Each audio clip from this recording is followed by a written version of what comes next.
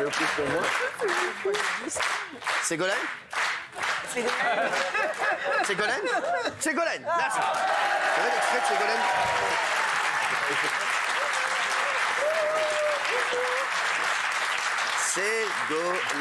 Ségolène. Bonjour Ségolène. Alors, j'ai vu que depuis que vous étiez chez nous, vous êtes beaucoup sur BFM.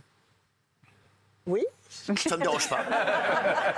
Alors, ce n'est pas une critique, c'est un constat. Ouais, un constat. Ça me fait très plaisir. Voilà. Vous savez, plus je vous vois à la télé, Oui. sur n'importe quel support, C'est plus je suis important de heureux. parler de diffuser de exactement. Mais non, mais en l'information, plus, de l'analyse, de la connaissance, comme je vais faire là tout à l'heure. Ségolène, je dis oui. C'est un grand oui. Est-ce que je vous ai déjà dit quelque chose? Juste, je voulais vous dire bravo. Voilà. Plus je vous vois, plus je suis heureux. Ben voilà, Trop ça vous fait gentil, plaisir. ça. Ah bah. Vous savez, si vous avez n'importe quel service à me demander, vous pouvez me le demander également. D'accord. Franchement, c'est vrai. Ségolène, voilà, je l'adore.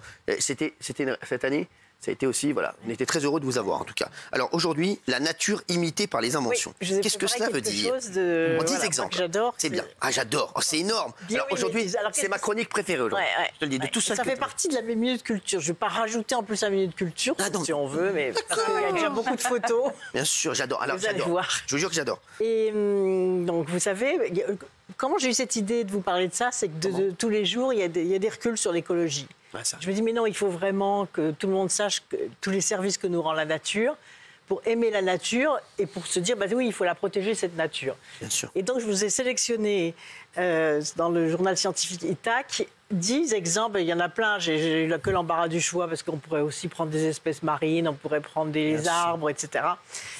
Où les inventeurs ont copié ce qui se passait dans la nature. C'est vrai.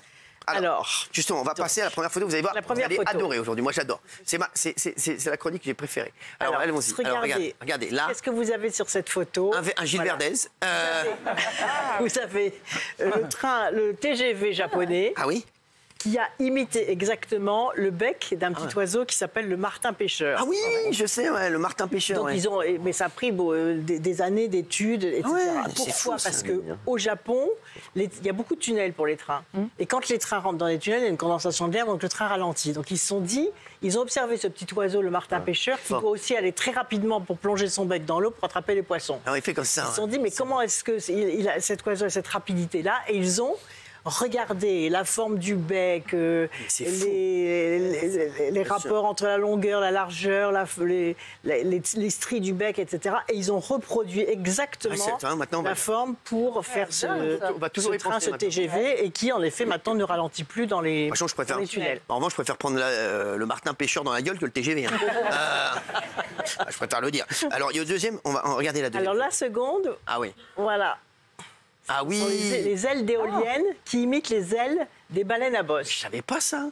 Pourquoi? Parce qu'ils ont observé, les savants ont observé que les baleines nageaient rapidement, très rapidement, alors que c'est quand même des animaux énormes, et sans faire de bruit. Ah ouais. Et donc ils ont reproduit sur les ailes des éoliennes les petites bosses qui assurent les nageoires des baleines.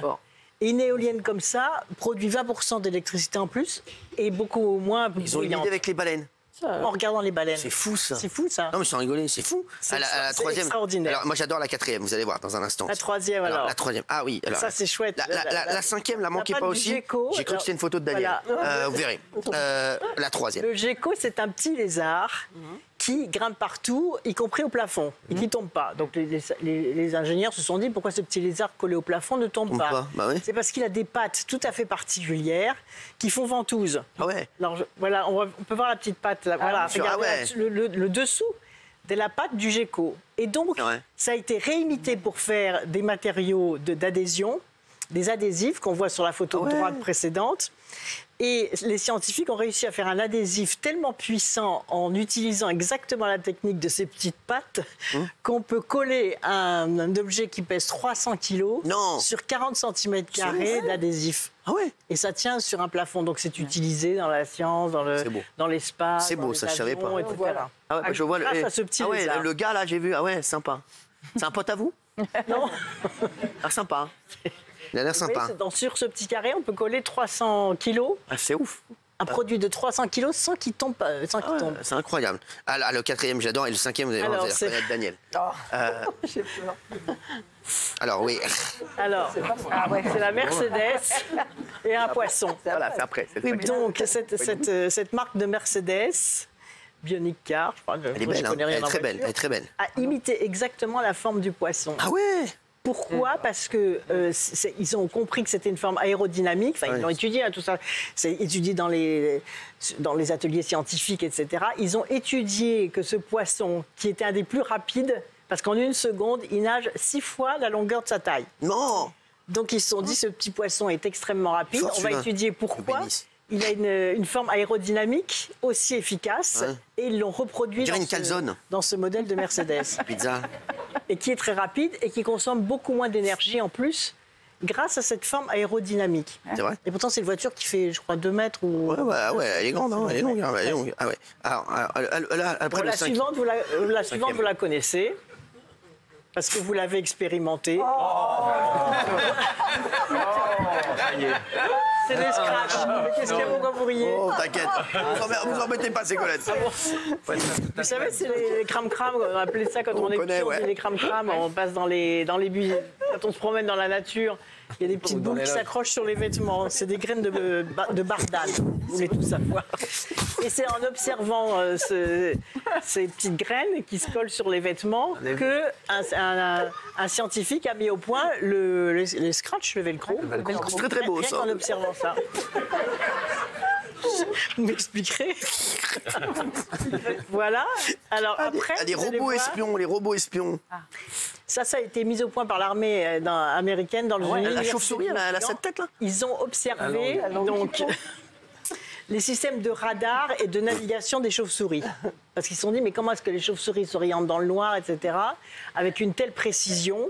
Elles arrivent toujours à retrouver aussi les lieux d'où elles sont parties. Elles arrivent à s'orienter de façon extraordinaire. C'est incroyable, les chauves-souris. Et donc, ils ont observé quels étaient les mécanismes de radar et de navigation dans les chauves-souris et ils les ont imités dans un système de radar. C'est des radars. Ah, voilà. Les papillons de nuit. Alors ensuite, le papillon de nuit, là aussi, et les écrans. C'est les tablettes. Ah ouais, c'est fou ça. Non. Et alors là, on s'est dit, mais comment est-ce qu'on peut faire un écran qui est anti-reflet ? Ah ouais. Ils ont observé que les papillons de nuit... C'est ouf. Les ailes des papillons de nuit sont anti-reflets. Ah ouais. Pourquoi ? Parce que si elles brillaient la nuit, tous les prédateurs... Oui, donc elles seraient mangées. Ah, fort. Elles seraient mangées justement par les chauves-souris, etc. Et donc le papillon de nuit n'a pas les mêmes ailes que les papillons de jour. Il est anti-reflet, et notamment grâce à des petites bosses sur ses ailes qui ont été imitées sur tous les écrans et sur les lunettes anti-reflet. C'est fou. C'est né de l'observation des papillons de nuit. C'est incroyable. C'est extraordinaire. La séquence est incroyable. J'adore, Ségolène. Et comment on est sûr que c'est pas l'inverse, le papillon qui a imité l'ordinateur, peut-être ? Excusez-le, Ségolène. Des combinaisons en peau de requin. Des combinaisons de peau de requin. Alors que les combinaisons de plongée ont été imitées de la peau du requin. Peau du requin. Parce que cette peau de requin n'est pas lisse. Oui. Il y a des petites écailles. Il y a la photo qui montre en...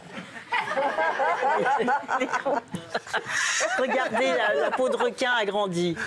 C'est pas lisse, ça a des petites écailles. Pourquoi ça a des petites écailles ? C'est parce que du coup, il y a moins de pression de l'eau sur la peau du requin, qui peut donc avancer plus vite, parce que l'eau, elle se faufile entre les écailles. Bien sûr. Et donc, il y a moins de choc, et en plus, elle est très, très efficace et très aérodynamique. Et donc, les combinaisons de plongée ont été imitées sur les peaux de requin, ainsi que les corps des bateaux, et même maintenant sur certains avions, parce que ça limite justement la pression de l'air sur une surface qui serait entièrement lisse. Bien sûr. C'est pas mal. Et pour les nageurs aussi, ça a été interdit aux Jeux Olympiques. Oui, merci. Merci. Les LED lucioles. Alors, les lucioles, ça vous connaissez, vous avez peut-être vu dans la nuit, si vous êtes observateur. Et les petits animaux, lucioles qu'on voit briller l'été, là. Eh bien, les ampoules LED ont imité exactement la forme de l'abdomen des lucioles. C'est-à-dire que la luminosité est d'autant plus grande que la forme de l'ampoule imite exactement l'abdomen de la luciole. Et en plus, consomme beaucoup moins d'énergie. Donc ça a été vraiment... Cette forme d'ampoule a été imitée de la forme de la luciole. Pourquoi on m'a remis ça, là? Non, c'était aussi, on l'a déjà fait, ça. Ah oui, bah excusez-moi. Vous posez la question, on l'a déjà fait, j'avais remarqué. J'ai Archibald là. Éventuellement repasser. Mais non, vous voulez le Alors ensuite, le dernier, donc c'est pas le dernier. C'est les capteurs de dauphins. Ah ouais, j'adore les dauphins. Comme vous le savez, bah oui, on le sait. Vous savez qu'ils communiquent extraordinairement entre eux, les dauphins. Je sais, j'en ai eu un hier au téléphone. Ils parlent entre eux. donc les chercheurs se sont dit, mais pourquoi est-ce que les dauphins arrivent comme ça à communiquer, à sentir les fréquences? Et quand il y a une tempête qui arrive, les dauphins se déplacent. Ils sont très forts, ils identifient les choses, ils sentent quand il y a des êtres humains qui arrivent. Vous savez ce que j'ai fait? Chez moi, vous savez ce que j'ai fait? J'ai mis un aquarium avec des dauphins, je vous jure que c'est vrai, devant la maison. Et quand je suis avec quelqu'un, et ben il y a des dauphins, comme il y a une tempête, quand il y a ma meuf qui arrive, et ben ils bougent comme ça. Et je sais qu'elle arrive. J'ai fait ça m'a coûté une petite fortune. Et je sais exactement. Non mais, non, mais c'est incroyable. Vous devriez le faire. Oui. Vous devriez le faire. Et donc, je peux vous l'installer, c'est 2 minutes. Hein. Et donc, vous voyez, à droite, il y a une entreprise qui a inventé des capteurs qui sont immergés à 6000 mètres de profondeur. Ah ouais, quand même. En imitant les systèmes de capteurs qu'ont les dauphins et de communication des dauphins. Et grâce à ces capteurs, ils arrivent à anticiper les tempêtes, les tremblements de terre sous-marins qui déclenchent les tsunamis. Et donc d'anticiper les tsunamis grâce à la finesse et à la sensibilité du captage des ondes sous-marines pour pouvoir justement anticiper et organiser les évacuations des riverains en cas de tsunami. C'est très fort, hein, ça. Ouais. Franchement, c'était très intéressant. Bravo, Ségolène. J'adore, mais c'était sympa. Voulez, pour résumer, la nature nous apprend énormément de choses. Je pourrais vous prendre plein d'exemples, y compris dans la santé, les médicaments, tous les animaux aussi sous-marins. Il y a plein de choses. Les glands. Non, mais c'est vrai. Les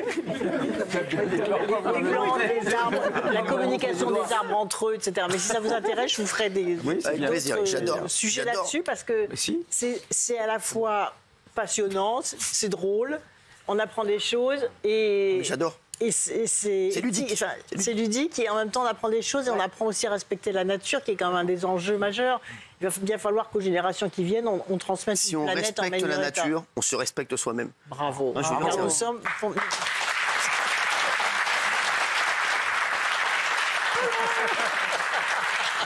Merci Ségolène. Merci, c'était très sympa.